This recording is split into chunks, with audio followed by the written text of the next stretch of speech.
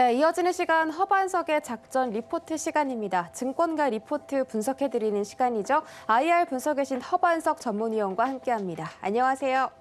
네, 안녕하세요. 네, 반갑습니다. 주말은 잘 보내셨어요?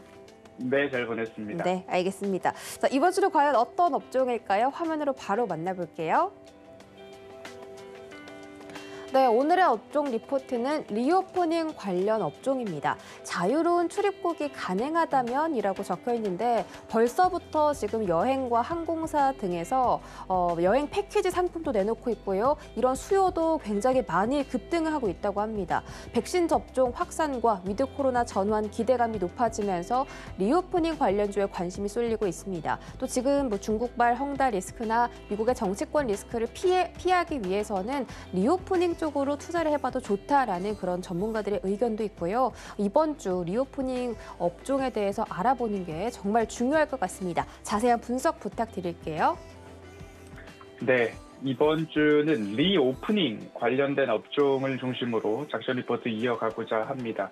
5월 26일자 하나금융투자 그리고 8월 18일자 한국투자증권에서 발간된 리포트를 좀 살펴볼 텐데요.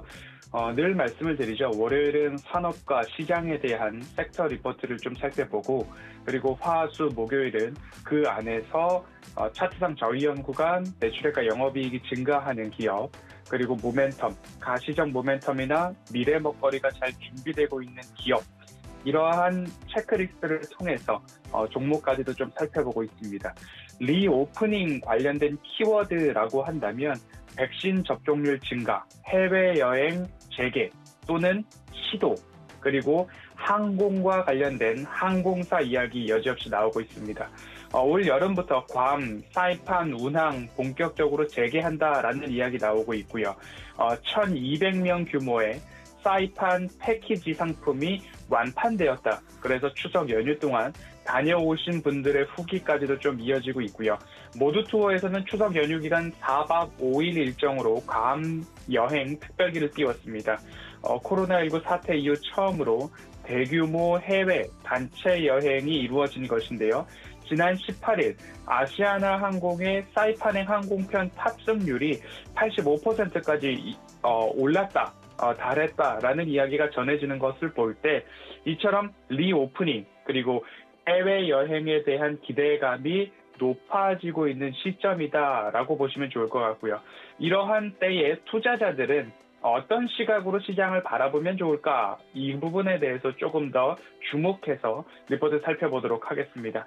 2021년을 집중해 보아야 된다라는 이야기 여지없이 나오고 있는데요. 코로나19 종식 연기, 그리고 단계별 일상 회복, 위드 코로나 이런 이야기들이 나오고 있습니다. 위드 코로나라고 하면 코로나와 함께 살아야 된다, 뭔가 부정적인 코로나를 떠안고 가야 된다라는 이야기가 나오고 있어서 위드 코로나라는 이야기보다는 단계적 일상 회복, 단계별 일상 회복 이러한 용어, 조금 더 긍정적이고 희망찬 용어를 쓰는 게 낫지 않을까라는 이야기들이 좀 더 대두되고 있기 때문에 단계별 일상 회복에 따라서 투자자들의 시각으로는 2022년이나 2023년보다 2021년이 조금 더 긍정적이고 포인트를 잡아야 될 때라는 이야기가 나오고 있습니다. 왜냐하면 국내에서는 소비 심리가 회복되고 있지만 해외여행 수요는 아직까지 마음껏 발휘할 수 없는 때, 그래서 뭔가 소비에 대한 부분들을 국내에 붙잡아 놓을 수 있는 국내 소비가 더욱더 집중되는 해를 2021년으로 좀 꼽고 있는 모습입니다. 그렇기 때문에 시장에 참여하시는 투자자 여러분들께서도 2021년을 오히려 소비 관련된 쪽으로 집중해 볼 때가 아닐까라고 기억을 해보시면 좋을 것 같고요. 가계 구매력에 있어서는 소비 심리가 3월 100.5를 기록했습니다. 14개월 만에 100 이상으로 상승한 것인데요. 가계 소비 여력을 나타내는 가계 흑자율도 2020년 평균 34.3%, 가계 흑자율은 2000년 이후 최고치를 기록하고 있는 모습입니다.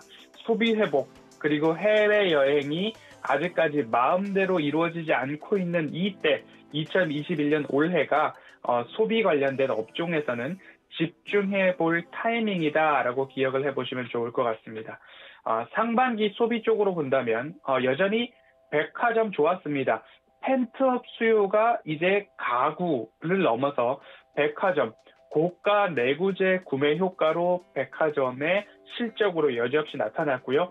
보복 소비 수혜주로서 백화점의 업종 전반적인 주가 상승도 좋았습니다.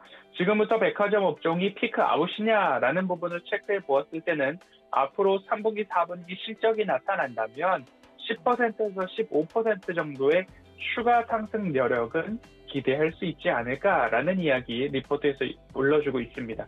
굳이 서둘러서 수익 실현을 하기보다는 3분기, 4분기 실적을 확인하면서 추세 확인 후에 내가 수익 실현을 할 것인가 아니면 포트폴리오 교체를 할 것인가 또는 4분기까지 이어갈 것인가 결정을 해도 늦지 않을 것이다 라는 이야기 나오고 있습니다.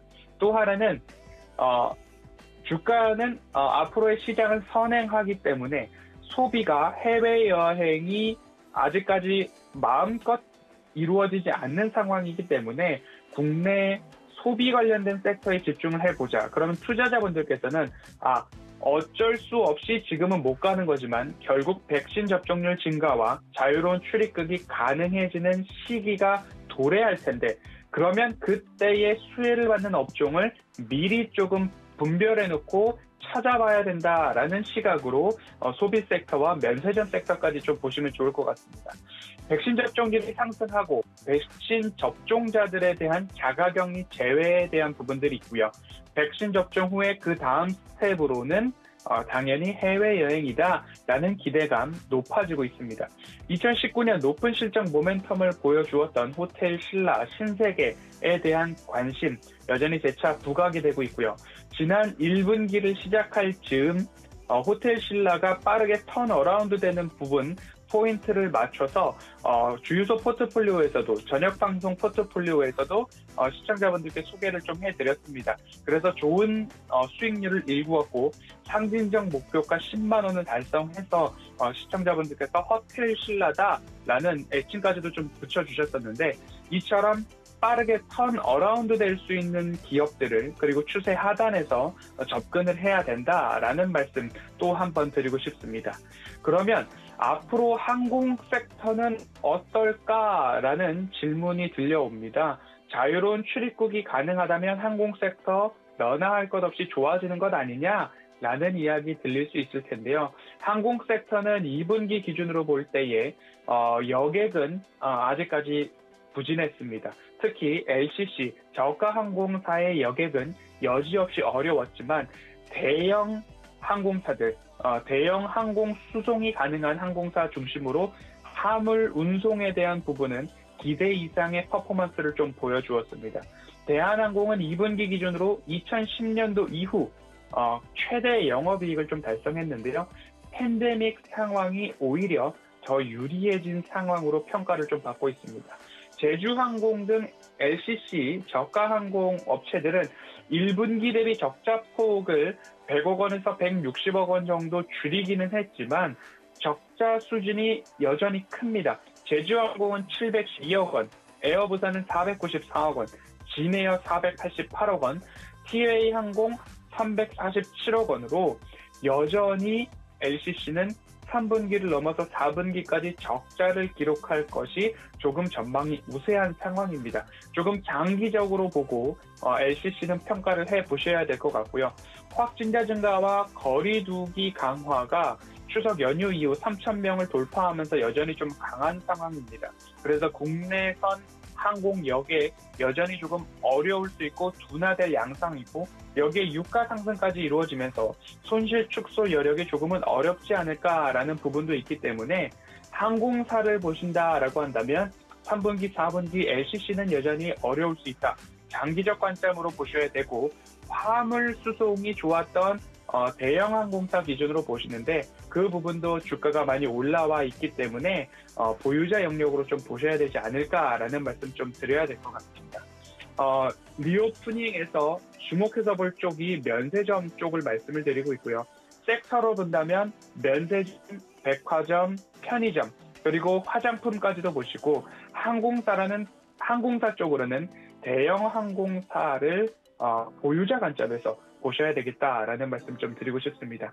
그리고 나서 종목별로 좀 본다라고 한다면 신세계나 호텔신라 말씀드리고 싶고요. 그리고 편의점 쪽으로는 BGF 리테일, GS 리테일이 추가적으로 백신 접종률 상승에 따라서 그리고 재난지원금 소비에 따라서 앞으로 좋아지지 않을까라는 말씀도 드리고 싶습니다. 그리고 또 살펴본다면 구조조정으로 인해서 영업이익률이 좋아지는 기업들이 있습니다. 그러한 기업들을 좀 본다면 롯데쇼핑부터 롯데하이마트, 아모레퍼시픽, 코스맥스, 클리오, 연우라는 화장품 기업까지도 종목으로 살펴본다면 좀 살펴볼 수 있을 것 같습니다. 이번 주는 리오프닝, 투자자의 관점에서 우리는 어디를 집중해서 보면 좋을지 앞서 언급드린 섹터와 기업들 중에서 좀 더 자세히 살펴볼 수 있는 기업들 선정해서 화요일, 수요일, 목요일도 작전 리포트 이어가도록 하겠습니다.